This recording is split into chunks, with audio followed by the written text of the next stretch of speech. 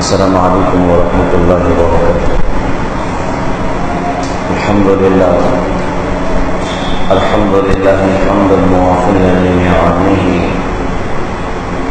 مكافيا لمزيده، والصلاة والسلام على سيدنا محمد وآله وصحبه وجنوده، أما بعد، قال الله سبحانه وتعالى: فأعوذ بالله من الشيطان الرجيم، بسم الله الرحمن الرحيم، من عمل صالحا من ذكر أو أنثى وهو مؤمن فلنحيينه حياة طيبة، صدق الله العظيم۔ وقال النبي صلى الله عليه وسلم: من بطأ به عمله لم يسرع به نسبه، أو كما قال رسول الله صلى الله عليه وسلم۔ محترم بزرگوں، دوستوں اور عزیز بھائیوں، محرم کا پہلا ہفتہ ہے، ہمارا سال قربانیوں پر ختم ہوتا ہے اور قربانیوں کے ساتھ میں شروع ہوتا ہے۔ زندگی کے ختم ہونے پر خوشیاں منانا بھی بڑی عجیب نادانی کی بات ہے۔ لوگوں کی جب سالگرہ آتی ہے تو لوگ خوشیاں منا رہے ہوتے ہیں، حالانکہ وہ سالگرہ نہیں ہے، سالگرہ ہے۔ ایک سال اور گیا، ایک سال اور گیا، ایک سال اور گیا، کیونکہ زندگی ختم ہو جاتی ہے۔ ایسے ہی سال بدلتے ہیں تو لوگ خوشیاں مناتے ہیں، حالانکہ یہ تو بڑے ٹینشن کی بات ہے کہ زندگی کا ایک بڑا حصہ ہاتھوں سے نکل گیا۔ باقی کتنا ہے اللہ کے علاوہ کوئی بھی نہیں جانتا۔ ہر آدمی اپنی ڈیٹ آف برتھ بتا لے گا، لیکن ڈیٹ آف ڈیتھ کوئی نہیں بتا سکتا کہ صاحب مجھے مرنا کب ہے، مجھے دنیا سے جانا کب ہے۔ تو ہمارا سال ختم قربانی پر ہے اور ہمارا سال شروع قربانی پر ہے۔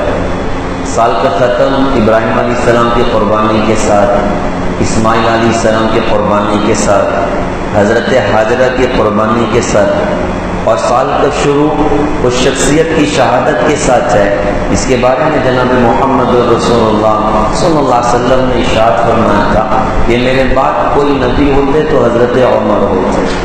اتنے بڑے آدمی، اتنے اونچے آدمی، ان کو اونچا کس نے بنایا، ان کو بڑا کس نے بنایا، ان کو رتبے اور مقام کس کی برکتوں سے ملے؟ تو ظاہر سی بات ہے کہ اسلام سے پہلے تو ان کا حال وہ حال تھا کہ بکری چرانے کا ڈنگ بھی نہیں تھا۔ ایک مرتبہ خلافت کے دور میں اپنے ساتھیوں کے ساتھ کسی ایسے مقام سے گزرے جہاں آیا کرتے تھے شروع میں، تو رونے لگے۔ ساتھیوں نے کہا: میں صاحب روتے کیوں ہو؟ ارشاد فرمایا کہ مجھے اپنی جہالت کا دور یاد آ گیا، اسی میدان اور وادی میں بکریاں چرانے آیا کرتا تھا اور آتا تو سو جاتا، واپس لوٹتا تو ایک دو بکری کم ہوتی تھی۔ میری خالہ مجھے ڈانٹتی تھی کہ عمر تجھے بکریاں چراتے نہیں آتی، تو بڑا ہو کے کیا کرے گا؟ آج اللہ پاک نے محمد الرسول اللہ صلی اللہ علیہ وسلم کے دین کی برکت سے اس عمر کو وہ مقام عطا فرمایا کہ اس عمر کا اللہ کی زمین پر اللہ کے علاوہ آج کوئی حاکم نہیں ہے۔ کہاں سے اٹھایا اور کہاں اللہ پاک نے ان کو پہنچا کے دکھایا، حالانکہ شروع میں کیا تھے؟ کچھ بھی نہیں تھے۔ خاندان بھی ایسا تھا جو بیکورڈ سمجھا جاتا تھا، مکہ میں بنو عادی سے ان کا تعلق تھا، بیکورڈ سمجھے جاتے تھے، ذلیل سمجھے جاتے تھے، لیکن حضرت محمد صلی اللہ علیہ وسلم کے دین کو اپنایا، اللہ نے کہاں سے اٹھایا اور کہاں اللہ پاک نے ان کو پہنچا کے دکھایا۔ حالانکہ زندگی شروع میں کیسی زندگی تھی، لیکن اسلام آنے کے بعد کہاں سے کہاں اللہ پاک نے ان کو پہنچا دیا۔ کہنے والے نے کہا تھا: جو نہ تھے قدرہ پر دنیا کے رہبر بن گئے، وہ کیا نظر تھی جس نے مردوں کو مسیحا کر دیا، جنہیں بکریاں چرانے کا ڈنگ نہیں، ساری دنیا کو اللہ پاک نے ان کے پیچھے چلا دیا، ساری دنیا کا اللہ پاک نے ان کو امام بنا دیا۔ حضرت عمر فاروق رضی اللہ عنہ، یہ محرم کی پہلی تاریخ حضرت عمر رضی اللہ عنہ کی شہادت کا دن ہے۔ اس دن حضرت عمر رضی اللہ عنہ دنیا سے رخصت ہوئے۔ تھوڑا سا وہ بھی سنیے کہ اللہ پاک نے اس بندے کو اسلام کیسے عطا فرمایا۔ حضرت محمد صلی اللہ علیہ وسلم آپ پر اللہ پاک قرآن اترتے تھے، اور ظاہر سی بات ہے کہ آپ امی تھے، آپ لکھنا پڑھنا نہیں جانتے تھے۔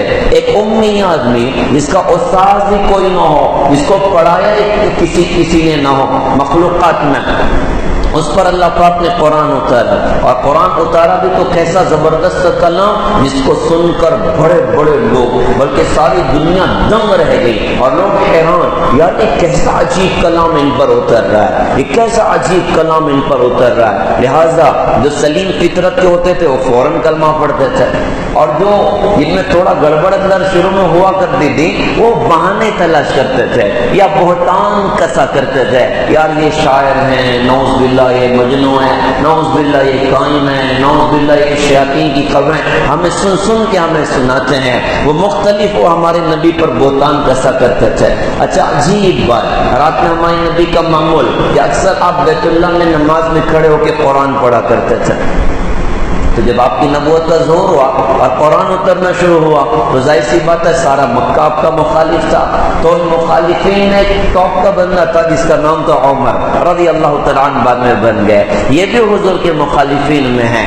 اور ایسا ہوتا تھا کہ دن بھر یہ بھی مخالفت کر دے اور رات میں چھپ کر ہمارے نبی کا قرآن سنتے ہیں۔ ان کا جو ایمان لانے کے جو واقعات ہیں ان میں پہلی اسٹیپ یہاں بنی ہے۔ اللہ کے رسول حضور پاک صلی اللہ علیہ وسلم ایک مرتبہ بیت اللہ میں کھڑے نماز پڑھ رہے تھے۔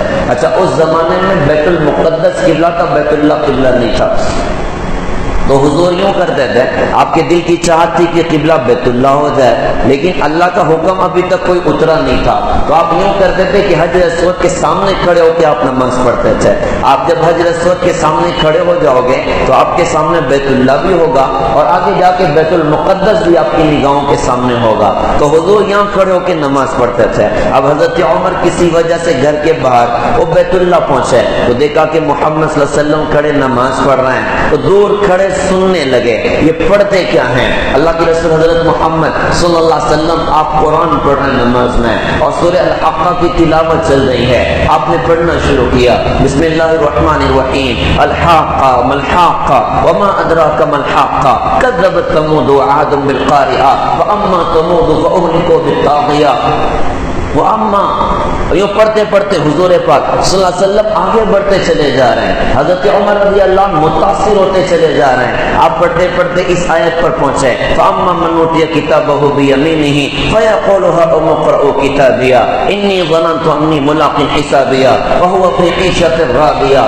فی جنۃ عالیہ قطوفها دانیہ کلوا واشربوا ہنیئا بما اسلفتم فی الایام الخالیہ واما من اوتی کتابہ بشمالہ فیقول یا لیتنی لم اوت کتابیہ ولم ادری ما حسابیہ یا لیتہا کانت القاضیہ ما غنی عنی مالیہ ہلک عنی سلطانیہ خذوہ فغلوہ ثم الجحیم صلوہ ثم فی سلسلۃ ذرعها 70 ذراعا فاسلکوہ انہ کان لا یؤمن باللہ العظیم ولا یحض علی طعام المسکین فلیس لہ اليوم ہاہنا حمیم ولا طعام الا من غسلین لا یأکلہ الا الخاطئون۔ حضرت عمر رضی اللہ عنہ اب اس موقع پر کافر ہیں تو اتنا سنا۔ اچھا قرآن کے بارے میں اکثر عرب کے لوگ یوں کہتے تھے یار یہ کوئی اللہ کا کلام نہیں ہے، یہ تو شاعروں کا کلام ہے، کیونکہ شاعر اپنے کلام میں ان کے آخری الفاظ اکثر میچ ہو رہے ہوتے ہیں، تو یہ سورت بھی حضور پڑھ رہے ہیں آخری الفاظ میچ ہو رہے ہیں، تو حضرت عمر رضی اللہ عنہ کی زبان سے اچانک نکلا یار یہ کتنا بڑا شاعر ہے، ایک کے بعد ایک اشعاری پڑھتا چلا جا رہا ہے، اشعاری پڑھتا چلا جا رہا ہے، تو معجزاتی طور پر ادھر حضرت عمر کی زبان سے نکلا یہ کتنا بڑا شاعر، اور اللہ کے رسول نے قرآن کی اگلی آیت پڑھی فلا اقسم بما تبصرون وما لا تبصرون انه لقول رسول کریم وما هو بقول شاعر قلیلا ما تؤمنون، مجھے قسم میں دیکھے اندیکھے یعنی کل کائنات کی یہ میرا رسول شاعر نہیں ہے، تم کم ہی ایمان لاتے ہو۔ ادھر کہا کتنا بڑا شاعر اور ادھر قرآن سے جواب جواب ملا کہ یہ شاعر نہیں ہے، تم کم ہی ایمان لاتے ہو۔ ظاہر سی بات ہے پیروں سے زمین سرک گئی تو برجستہ زبان سے نکلا، یار یہ کتنا بڑا کاہن ہے، اتنے دور سے میری بات کو سن لیا۔ حضور نے اگلی آیت پڑھی، وَلَا بِقَوْلِ كَاهِنٍ قَلِيلًا مَا تَذَكَّرُونَ، یہ کاہن بھی نہیں ہے، تم کم ہی نصیحت قبول کرتے ہو۔ یہاں پر حضرت عمر فرسٹ ٹائم تھوڑا گھائل ہوئے، فرسٹ ٹائم گھائل ہوئے، لیکن ابھی بھی کفر بڑا ہوا ہے۔ پھر ہوتے ہوتے مکہ میں وہ عجیب سا واقعہ پیش آیا۔ اللہ کے رسول حضرت محمد صلی اللہ علیہ وسلم کے ایک صحابی ہیں جو ٹاپ کے آدمی ہیں، حضرت صدیق اکبر رضی اللہ تعالیٰ عنہ۔ اس بندے جیسا کائنات کی تاریخ میں کوئی بندہ آپ کو نظر نہ آئے گا۔ اس بندے کو اللہ نے ڈیزائن نہیں کیا تھا جناب محمد الرسول اللہ صلی اللہ علیہ وسلم کا ساتھی اور خلیفہ ہونے کے لیے۔ ایسی عجیب شخصیت، 38 ہو گئی مسلمانوں کی تعداد۔ تو انہوں نے حضور سے کہا کہ حضور کب تک چھپ کر تبلیغ کریں گے، اب تو کھلم کھلا اللہ کے دین کی دعوت دینی چاہیے۔ اللہ کے رسول نے فرمایا کہ ابو بکر ہم لوگ تھوڑے ہیں۔ انہوں نے کہا حضرت آپ اجازت دو نا، میں بات کرنا چاہتا ہوں۔ آپ نے فرمایا دیکھو بھائی ہم لوگ تھوڑے ہیں، کرنے جی حضرت آپ اجازت دیجیے نا، دل ہوتا ہے کہ کھل کے اللہ اس کے رسول کی بات کروں۔ حضرت نے فرمایا ٹھیک ہے، جب بات ایسی ہے بھائی چلو ٹھیک ہے، کھل کے دعوت دی جائے۔ اب وہ آج بیت اللہ اور کافروں کے بیچ میں علن اعلان کلمہ پڑا اور اسلام کی دعوت دی۔ رزلٹ کیا ہوا کہ سارے ٹوٹ پڑے اور اتنا مارا کہ صدیق اکبر رضی اللہ عنہ بے ہوش ہو گئے۔ ہر بندہ کہتا تھا ان کا بچنا مشکل ہے، دوپہر میں حادثہ ہوا ہے اور ان کو ہوش ہی نہیں آ رہا ہے۔ شام ہو گئی، یہاں تک کہ رات شروع ہو گئی۔ رات میں کافی دیر کے بعد ان کو ہوش آیا، آنکھ کھلتے ہی زبان کا پہلا جملہ تھا، مجھے بتاؤ میرے نبی حضرت محمد صلی اللہ علیہ وسلم کا کیا حال ہے۔ رشتہ دار ناراض ہو گئے کہ جس کی وجہ سے اتنی بڑی مصیبت آئی، آنکھ کھلتے ہی ان کا سوال کرتے ہیں۔ وہ ناراض ہو کے چلے گئے۔ ماں نے چاہ کے کچھ کھلا پلا دیں، کہا کہ امی اللہ کی قسم ہے نہ کھاؤں گا نہ پیوں گا جب تک کہ اپنے محبوب کی زیارت نہ کرنا ہو۔ کہا بیٹا میں کیسے بتاؤں ان کا کیا حال ہے؟ کہ ایک کام کرو، جو فلاں جگہ میں جمیل رہتی ہے نا آپ انہیں بلا، وہ بتائیں گی۔ وہ تشریف لائیں، کہا کہ حضور ٹھیک ہے، حضرت ارقم کے گھر پر ہیں۔ کہا جب دیکھوں گا تو مجھے چین آئے گا۔ رات میں 11-12 کے بعد جب لوگوں کا چلنا پھرنا بند ہو گیا، 2 لوگوں کا سہارا لے کر لڑکھڑاتے قدموں کے ساتھ حضرت ارقم کے گھر پہنچا۔ حضور موجود تھے صحابہ کے ساتھ، دروازہ کھولا گیا، اندر گئے۔ ان کا حال وہ حال تھا کہ سارے صحابہ زارو قطار رو رہے تھے، حضور کی آنکھوں سے آنسو بہ رہے تھے۔ یہ اللہ کے رسول سے لپٹ گئے اور لپٹ کر یوں کہا کہ حضرت آپ ٹھیک ہیں تو کوئی درد نہیں ہے، کوئی غم نہیں ہے۔ اس موقع پر حضور نے رو کر اللہ پاک سے دعا فرمائی کہ اللہ 2 عمر میں سے ایک عمر کے ذریعے سے اسلام کو قوت دے دیجئے، یا تو ابو جہل کو ہدایت دے دیجئے یا عمر ابن خطاب کو ہدایت دے دیجئے، اور اللہ میرے دل کی چاہت ہے کہ آپ عمر ابن خطاب کے ذریعے سے اسلام کو قوت دے دیں۔ ادھر دعا نے اللہ کے عرش کو ہلا دیا۔ اس لیے یہ بات کہی جاتی ہے کہ ہمیں اپنے جان و مان کو اللہ کے دین پہ کھپانا بھی چاہیے اور اپنی تنہائیوں میں اللہ سے دعائیں بھی کرنی چاہیے۔ لوگوں کا نام لے لے کے ہم دعا کریں، اللہ اس کو بھی لائیے، اللہ اس کو بھی لائیے، اللہ اس کو بھی لائیے، اللہ اس کو بھی ہدایت دے دیجئے۔ آج رونے والے کب ہو گئے، آج اللہ سے مانگنے والے کب ہو گئے۔ ہمیں اپنا معمول بنانا چاہیے اللہ کے سامنے رونے کا، اللہ سے بات منوانے کا۔ کام بنانے کے 3 ہی راستے ہوتے ہیں، یا تو کام زور سے بنتا ہے، یا کام زر سے یعنی پیسوں سے بنتا ہے، یا کام زاری سے بنتا ہے۔ جہاں زور ختم، جہاں زر ختم، وہاں سے زاری کی طاقت شروع ہوتی ہے، وہاں سے رونے دھونے کی طاقت شروع ہوتی ہے۔ رات کے آنسو بڑے بڑے فیصلے اللہ کی دیوار سے کروا دیا کرتے ہیں۔ اسے کبھی نا امید نہیں ہونا چاہیے۔ لوگ نا امید ہو جاتے ہیں حالات سے، مشکلوں سے، پریشانیوں سے۔ یاد رکھیے گا ساری دنیا کے در بند ہو سکتے ہیں، ایک در ہے جو کبھی بند نہیں ہوتا، ایک سیکنڈ کے لیے بھی بند نہیں ہوتا، اور وہ اللہ کا در ہے۔ اور جب اللہ کام بنانے کا فیصلہ کر دیں تو اپنی قدرت سے اللہ پاک وہ انداز سے کام بناتا ہے، عقلیں حیران ہو جاتی ہیں۔ وہ پالنے پر آتا ہے تو فرعون کی گود میں موسیٰ علیہ السلام کو پال کے دکھا دیا، مچھلی کے پیٹ میں یونس علیہ السلام کو پال کے دکھا دیا، بھڑکتی آگ میں ابراہیم علیہ السلام کو پال کے دکھا دیا، چلتی چورے کے نیچے اسماعیل علیہ السلام کو بچا کے دکھا دیا، ہجرت کے موقع پر مکڑی کے جالوں سے اپنے نبی کی حفاظت اللہ پاک نے کر کے دکھا دی۔ ایک اللہ کا در کبھی بند نہیں ہوتا، اس سے کبھی نا امید نہیں ہونا چاہیے، کبھی مایوس نہیں ہونا چاہیے۔ حالات آ جائیں دعا کی طاقت بڑھا دیجئے، حالات آ جائیں رونے کی طاقت بڑھا دیجئے، استغفار کی طاقت بڑھا دیجئے، اللہ وہاں سے کام بنائے گا یہاں سے گمان نہیں ہو سکتا، یہاں سے گمان نہیں ہو سکتا۔ تو حضور کی دعا نے اللہ کے عرش کو ہلا دیا۔ صبح مکہ میں کیا ہوا؟ یہ سارے کافر جمع ہو گئے بیت اللہ میں، بیت اللہ میں، اللہ کے گھر میں۔ کیا پلاننگ کر رہے ہیں؟ پلاننگ یہ کر رہے ہیں کہ نعوذ باللہ محمد صلی اللہ علیہ وسلم کو ختم کر دینا چاہے۔ کون کرے گا؟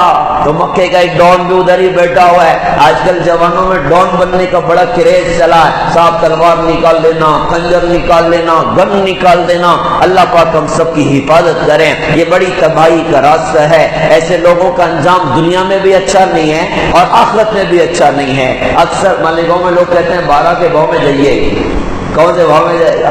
12 کے بھاؤ میں جائے گا، لوگ یوں کہتے ہیں۔ تو دنیا میں بھی انجام برا ہے اور آخرت میں بھی انجام برا ہے۔ اللہ ہم سب کی حفاظت فرمائے۔ یہ تو سارا ماشاءاللہ ولیوں کا مجمع بیٹھا ہوا ہے، لیکن چونکہ باتیں دور تک پہنچتی ہیں تو موبائل کے ذریعے سے کسی ڈون تک میری بات پہنچ رہی ہو، کسی بھائی تک میری بات پہنچ رہی ہو، میں اللہ کا واسطہ دے کے کہوں پیارے بھائی واپس آ جاؤ، واپس آ جاؤ، واپس آ جاؤ۔ اوروں کے خون کے پیاسے نہ بنو، اوروں کی جان کے دشمن نہ بنو، قاتل نہ بنو۔ حشر میں کیا ہوگا تمہارا؟ اللہ کو کیسے منہ دکھاؤ گے؟ اللہ کی رسول کو کیسے منہ دکھاؤ گے؟ ان راہوں سے واپس آ جاؤ۔ اگر تم لوگوں کے دلوں میں اپنا مقام بنانا چاہتے ہو تو جناب محمد رسول اللہ صلی اللہ علیہ وسلم کے اخلاق اپناؤ۔ تم نوازنے والے بنو، تم معاف کرنے والے بنو، تم درگزر کرنے والے بنو، تم مظلوموں کی مدد کرنے والے بنو۔ یہ راہیں تباہی والی راہیں ہوا کرتی ہیں۔ تو حضرت عمر ادھر ہی بیٹھے تھے، اس موقع پر وہ کافر تھے، انہوں نے کہا نعوذ باللہ میں محمد صلی اللہ علیہ وسلم کو قتل کروں گا۔ لوگوں نے کہا تو ہی کر سکتا ہے، تیرے علاوہ کوئی نہیں کر سکتا۔ اب وہ تلوار لے کر نکلے حضور کی تلاش میں، راستے میں نعیم ابن عبداللہ مل گئے۔ عمر کدھر جاتے ہو؟ کہ نعوذ باللہ محمد صلی اللہ علیہ وسلم کو ختم کرنے جا رہا ہوں۔ کہا کہ عمر جا پہلے اپنے گھر کی خبر لے، جس اسلام کے چراغ کو بجھانا چاہتا ہے، ارے وہ تیرے گھر میں روشن ہو گیا ہے، تیری بہن اور بہنوئی دونوں کلمہ پڑھ گئے۔ اتنا سننا تھا کہ غصہ ڈائیورٹ ہوا گھر کی طرف، فوراً اپنی بہن کے گھر گئے۔ ان دونوں کو حضرت خباب، میاں بیوی کو حضرت خباب قرآن سکھا رہے تھے۔ حضرت عمر کی دستک پر اندر سارے گھبرا گئے، حضرت خباب جا کر چھپ گئے۔ بہن نے دروازہ کھولا تو اپنی بہن سے یوں کہتے ہیں کہ کیا تم بھی بے دین ہو چکے ہو، یعنی کیا تم نے بھی کلمہ پڑھ لیا ہے؟ بہن نے کہا کہ عمر اگر وہ دین صحیح ہو تو پھر بتا تیری کیا رائے ہے؟ اب بہن کو بھی مار رہے ہیں، بہنوئی کو بھی مار رہے ہیں۔ بہن کو ایسا تماچا مارا کہ خون نکل گیا۔ بہن نے کہا عمر جو کرنا ہو کر لے، ہم اپنے دین کو نہیں چھوڑ سکتے۔ مار پیٹ کے بعد غصہ ٹھنڈا ہوا، قرآن کا پرچہ ادھر ہی رکھا تھا۔ قرآن بھی بڑا عجیب کلام ہے، اس پر نظر پڑی۔ اپنی بہن کو کہا کہ مجھے بتاؤ اس میں کیا لکھا ہے۔ بہن نے کہا کہ تو ناپاک ہے اور ناپاک اس کو ہاتھ نہیں لگا سکتا۔ کہ مجھے کیا کرنا پڑے گا؟ فرمایا کہ تم غسل کرو۔ آج یہ مسئلہ بھی امت کے ساتھ میں لگا ہوا ہے۔ اللہ پاک، قرآن پاک، نبی پاک، دین پاک۔ ہم مسلمان سے کہیں کہ بھیا مسجد چلو نا، تو مسلمان کہتا ہے کہ حضرت میں ناپاک ہوں، حالانکہ ناپاک رہنا گناہ کبیرہ ہے اور اکثر عذاب قبر اور ناپاکی کی وجہ سے ہوا کرتا ہے۔ حضور تشریف لے کر جا رہے ہیں، اٹھنی بھدکنے لگی۔ صحابہ نے کہا اٹھنی کو کیا ہو گیا؟ حضرت نے فرمایا کہ یہاں دو لوگوں کی قبریں ہیں اور دونوں کا عذاب قبر ہو رہا ہے، ایک کو چغل خوری کرنے کے جرم میں اور دوسرے کو پیشاب سے احتیاط نہ کرنے کے جرم میں۔ اللہ ہم سب کی حفاظت فرمائے۔ حضرت عمر انہوں نے غسل کیا، پاک صاف ہے، پڑھے لکھے آدمی تھے، قرآن کو پڑھنا شروع کیا۔ اس میں سورہ طٰہٰ کی آیتیں لکھی بسم اللہ الرحمن الرحیم طٰہٰ ما انزلنا علیک القرآن لتشقى الا تذکرۃ لمن یخشی تنزیل ممن خلق الارض والسماوات العلی الرحمن علی العرش استوی۔ یوں پڑھتے پڑھتے اننی انا اللہ لا الہ الا انا فاعبدنی واقم الصلاۃ لذکری، یہاں تک پہنچے تو دل کی کیفیت بدل گئی۔ قرآن نے جھنجھوڑ دیا، قرآن نے دل کی دنیا کو موم کر کے رکھ دیا، وہ کالے دل کو روشن کر دیا۔ حضرت عمر نے کہا بھائی مجھے بھی لے چلو محمد صلی اللہ علیہ وسلم کے پاس، میں بھی کلمہ پڑھنے کے لیے تیار ہوں۔ حضرت خباب اندر سے نکل گئے، کہا بھائی تجھے مبارک، لگتا ہے کل رات کی حضور کی دعا وہ تیرے حق میں قبول ہو گئی، اب نکلے حضور سے ملاقات کے لیے، تلوار ابھی بھی ہاتھ میں ہے۔ حضرت حمزہ نے ساتھیوں نے دیکھا کہ حضرت عمر آ رہے ہیں، لوگ گھبرا رہے ہیں۔ حضرت حمزہ نے فرمایا ڈرنے کی بات کوئی نہیں ہے، آنے دو۔ عمر کا ارادہ ٹھیک ہے تو کوئی بات نہیں، ورنہ آج عمر کی تلوار سے عمر کی گردن مار دی جائے۔ غریب اللہ کے رسول نے فرمایا کمرے کا دروازہ کھولو، اندر آئے، سامنے بچھایا اور حضور نے گریبان پکڑ کے جھٹکا دے کے فرمایا کہ عمر کیا اب بھی وقت نہیں آیا کہ تو کلمہ پڑھ جائے؟ حضرت عمر نے کہا کہ حضرت میں کلمہ ہی پڑھنے آیا ہوں۔ حضرت عمر نے کلمہ پڑھا، اشہدو ان لا الہ الا اللہ وانک محمد رسول اللہ صلی اللہ علیہ وسلم۔ ان کا کلمہ پڑھنا تھا، سارے صحابہ کی زبان پر نعرہ تکبیر تھا، اللہ اکبر اللہ اکبر اللہ اکبر۔ حضور بڑے خوش ہیں، آسمانی دنیا سے جبرائیل کا نزول ہے اور آ کر سوال کہ حضرت کیا آپ کو عمر کے اسلام پر خوشی ہے؟ آپ نے فرمایا بہت خوشی ہے۔ انہوں نے کہا کہ حضرت میں کیا بتاؤں، آسمانی دنیا کی خبر لایا ہوں، آج تو آسمان کے فرشتے بھی عمر کے اسلام لانے پر خوش ہیں۔ اب یہاں سے زندگی بدلی ہے، اور کیا بندے نے زندگی بنائی، کیا تقوی، کیا توکل، کیا فکر آخرت، کیا اللہ اس کے رسول کا تعلق، اور کیسا اللہ اس کے رسول کا عشق، اور کیسا عمل کا اہتمام، اور کیسی گہری نگاہیں، اور کیسا بصارت اور بصیرت، اور کیا تقوی، توکل، صلاحیت، صالحیت، ان کی زندگی پڑھتے چلے جاؤ، کیا بے مثال زندگی گزاری ہے، کیسی احتیاط والی زندگی گزاری ہے، کیسی فکر آخرت والی زندگی گزاری ہے۔ حضرت عمر رضی اللہ عنہ کی زندگی پڑھی جائے، فہم و فراست عجیب اللہ پاک نے عطا فرمائی، اپنا تعلق عجیب اللہ پاک نے اس بندے کو عطا فرمایا۔ ایک بڑا پرلطف قصہ ملتا ہے ان کی زندگی کا، خلافت کا زمانہ۔ حضرت علی رضی اللہ عنہ فرماتے ہیں کہ میں گھر میں رات میں سویا ہوا تھا تو میں نے خواب دیکھا، خواب میں میں نے اللہ کے رسول کی زیارت کی، اور یہ کہ فجر کی نماز میں نے خواب میں دیکھا کہ حضور کے پیچھے مسجد نبوی میں ہم لوگ پڑھ رہے ہیں۔ نماز کے بعد حضرت نے رخ پھیرا، دیوار کا ٹیک لگا کے بیٹھ گئے۔ میں نے خواب میں دیکھا کہ سیدھی طرف کے مسجد کے دروازے سے ایک لڑکی کھجور کا ٹوکرا لے کے مسجد میں داخل ہو گئی، اور لا کر اللہ کے رسول کے سامنے رکھا، اور یوں کہا کہ یا رسول اللہ صلی اللہ علیہ وسلم ھذا ھدیۃ للمسلمین، یہ مسلمانوں کے لیے ہدیہ ہے، آپ تقسیم فرما دیں۔ حضرت علی فرماتے ہیں کہ اللہ کے رسول نے ایک ایک کھجور تقسیم کرنا شروع کی۔ مجھے بھی ایک دن میں نے کھجور کو خواب میں ہی کھایا، بہت مزیدار تھی۔ میں نے چاہا کہ ایک اور مانگ لوں، مانگنا چاہیے تھا کہ مسجد نبی کی فجر کی اذان شروع ہو گئی، اذان کی آواز سے خواب ٹوٹ گیا۔ میں نے وضو کیا، 2 رکعت گھر پر سنت فجر کی میں نے پڑھی، میں مسجد پہنچا، حضرت عمر کا زمانہ، فجر کی نماز حضرت عمر نے پڑھائی، اور نماز کے بعد حضرت عمر بالکل ویسے ہی بیٹھ گئے جیسے میں نے خواب میں اللہ کے رسول کو بیٹھے دیکھا تھا۔ اور پھر وہی لڑکی جس کو خواب میں دیکھا تھا وہ کھجور کا ٹوکر لے کے مسجد میں داخل ہو گئی، اور لا کر حضرت عمر کے سامنے رکھا، اور یوں کہا یا امیر المومنین ھذا ھدیۃ للمسلمین، یہ مسلمانوں کے لیے ہدیہ ہے، آپ تقسیم فرما دیں۔ حضرت علی فرماتے ہیں کہ حضرت عمر رضی اللہ تعالیٰ عنہ نے ایک ایک کھجور تقسیم کرنا شروع کی، ہوتے ہوتے میرا بھی نمبر آیا، مجھے بھی ایک کھجور دی۔ میں نے کہا کہ حضرت مجھے 2 چاہیے، تو میں نے جیسے ہی کہا کہ مجھے 2 چاہیے، فوراً حضرت عمر میری طرف متوجہ ہو گئے اور کہا کہ علی پہلے یہ بتا کہ اللہ کے رسول نے رات میں تجھے کتنی کھجوریں دی تھی؟ میرے تو پیروں سے زمین ہی سرک گئی، میں گھبرا گیا، اور میں نے کہا کہ حضور نے مجھے 1 کھجور دی تھی۔ حضرت عمر نے فرمایا جب میرے نبی نے 1 کھجور دی تھی تو بھلا عمر تجھے 2 کیسے دے سکتا ہے؟ میں نے کہا حضرت ابھی جبرائیل تو آئی ہی، اور ابھی میں نے خواب دیکھا، میں نماز گھر پڑھا، ادھر پہنچا، کسی سے بات چیت کوئی نہیں، کسی سے تذکرہ کوئی نہیں، آپ کو پتہ کیسے چلا کہ اللہ کے رسول نے مجھے خواب میں 1 کھجور دی تھی؟ حضرت عمر رضی اللہ عنہ نے قرآن پاک کی آیت کا وہ ٹکڑا پڑھا، وَمَن يُؤْمِن بِاللَّهِ يَهْدِ قَلْبَهُ، جو اپنے دل کا تعلق اللہ کے ساتھ ٹھیک کر لیتا ہے اللہ اس کے دل کی دنیا کی رہبری کرتا ہے۔ کیا خوبیاں اللہ نے دی تھی، کیا کمالات اللہ نے دیے تھے، زندگی وہ زندگی بنائی کہ زبان رسالت سے بڑے بڑے درجے کی بشارتیں مل رہی ہیں. عمر کے لیے یہ ہے، عمر کے لیے یہ ہے، عمر کے لیے یہ ہے. حضور کی مجلس لگی ہے اور آپ اپنے صحابہ میں صحابہ کے رتبے بیان فرما رہے ہیں، صحابہ کی کمالات بیان فرما رہے ہیں. اللہ کرے یہ خوبی ہمارے اندر پیدا ہو جائے. کہتے ہیں عمر بھر دیکھتے رہے لوگوں کے عیب و ہنر، جب پڑی اپنے عیبوں پہ نظر تو دنیا میں کوئی برا نہ رہا. ہم کمیاں اپنے اندر ڈھونڈیں اور خوبیاں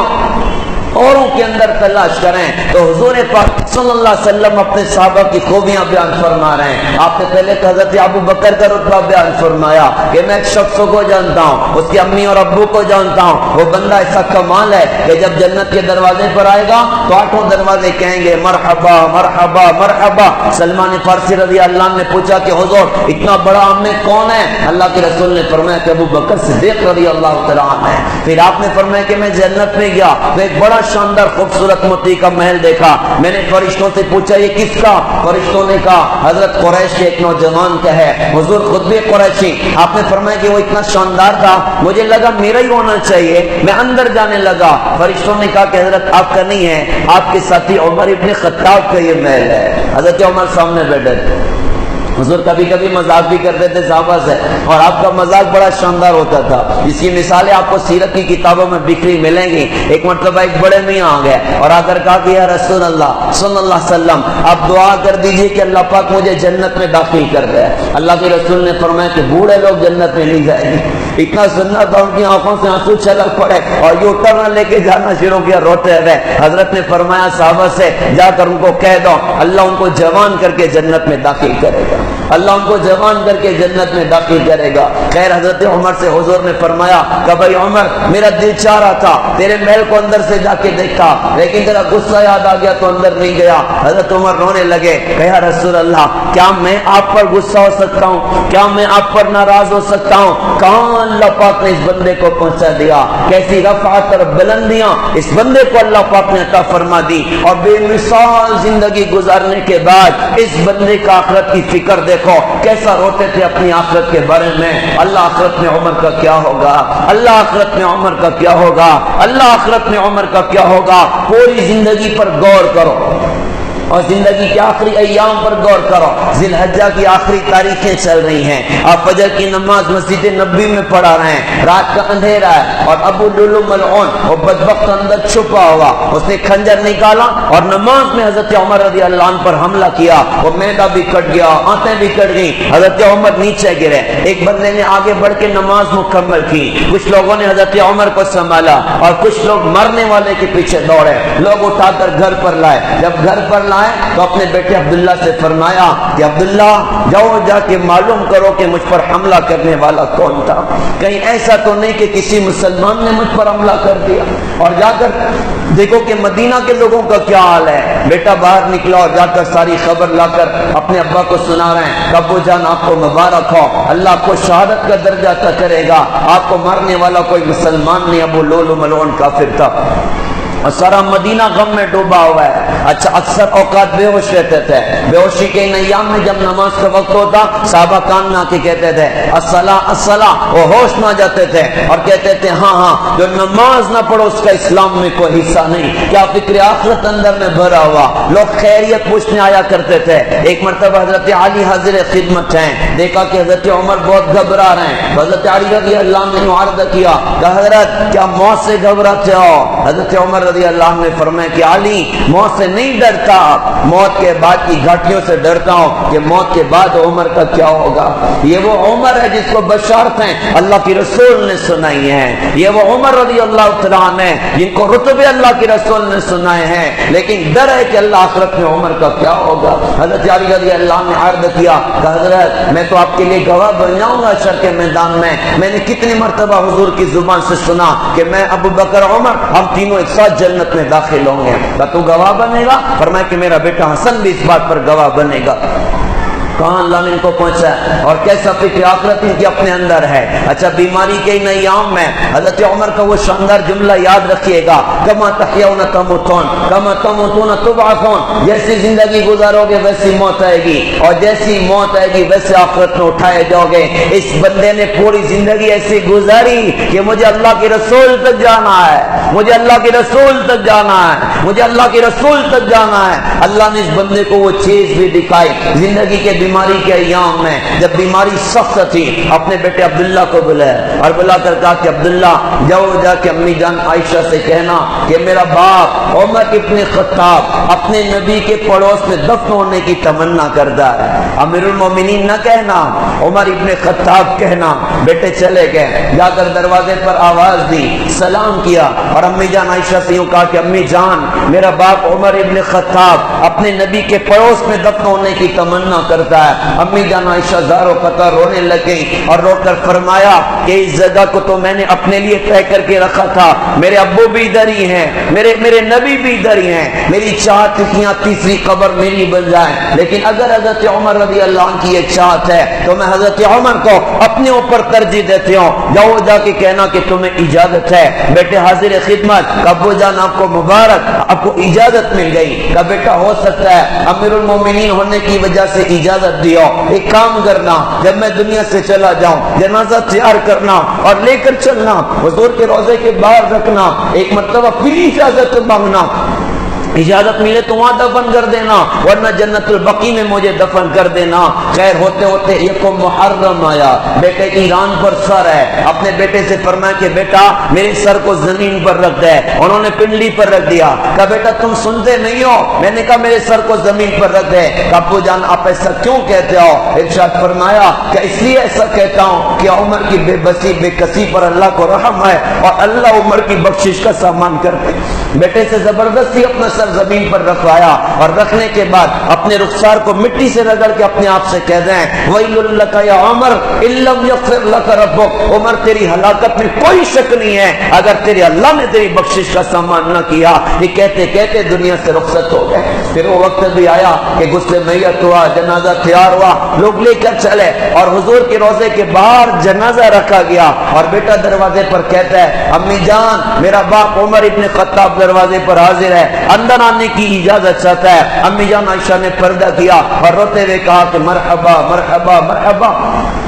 اب اندر قبر کا گڑھا کھودا جا رہا ہے، حضور کے روضے میں قبر کا گڑھا کھودا جا رہا ہے۔ اس موقع پر حضرت عبداللہ ابن عباس رضی اللہ عنہ فرماتے ہیں میرے کاندھے پر پیچھے سے کسی نے ہاتھ رکھا، میں نے پلٹ کر دیکھا حضرت علی تھے اور وہ یوں کہہ رہے تھے کہ عمر مجھے پتا تھا تو ادھر ہی آئے گا، میں نے اتنی مرتبہ اپنے نبی کی زبان سے سنا میں ابو بکر عمر میں ابو بکر عمر میں ابو بکر عمر، مجھے یقین تھا تو ادھر ہی آئے گا، ادھر تیرے علاوہ کوئی اور آ نہیں سکتا۔ جیسی زندگی گزاریں گے ویسی موت آئے گی اور جیسی موت آئے گی ویسے آخرت میں اٹھائے جائیں گے۔ میرے پیارے بھائیوں ہم بھی آخرت کے مسافر ہیں، ہم بھی دنیا سے دور ہو رہے ہیں، اپنی موت سے قریب ہو رہے ہیں، پتہ نہیں کب زندگی کی شام ہو جائے۔ سال گزر گیا لوٹ جانے والا نہیں ہے، نیا سال ہمارا شروع ہو چکا ہے۔ آؤ توبہ سے شروعات کر لیں، آؤ دین کے ساتھ شروعات کر لیں، آؤ گناہوں سے توبہ کر کے اپنی زندگی کے بدلنے کے فیصلے کر لیں کہ اب جینا بھی اللہ کے دین پر ہے، اب مرنا بھی انشاءاللہ اللہ کے دین پر ہے۔ لہذا پیارے بھائیوں یہ عزموں کے موقع ہیں، یہ ارادے کے موقع ہیں کہ اپنی زندگی کو بدل دیا جائے۔ میں کب اپنی زندگی بدلوں گا؟ میں سونامی کے جھٹکے کا انتظار کرتا ہوں، میں زمینوں کے پھٹنے کا انتظار کرتا ہوں، میں پتھروں کے برسنے کا انتظار کرتا ہوں یا کسی چیخ کا انتظار کرتا ہوں جو کلیجے پھاڑ کے رکھ دے یا کسی اور اللہ کے عذاب کا انتظار کرتا ہوں؟ نہیں میرے پیارے بھائیوں اب اپنے آپ کو کہنے کی ضرورت ہے کہ میری توبہ کا وقت آ چکا ہے، میری زندگی کے بدلنے کا وقت آ چکا ہے۔ کوئی جمعہ انقلابی بن جائے، کوئی بیان انقلابی بن جائے، بیانہ سنتے سنتے زندگی گزر گئی، آج تک زندگی نہ بدلی۔ آؤ ہم نیت کریں انشاءاللہ اب جئیں گے اللہ کے دین پر، اب مریں گے انشاءاللہ اللہ کے دین پر۔ اللہ تعالیٰ سے دعا ہے اللہ پاک ہم سب کو سمجھ عطا فرمائے، عمل کی اللہ تعالیٰ ہم سب کو توفیق عطا فرمائے۔ وآخر دعوانا الحمدللہ رب العالمین۔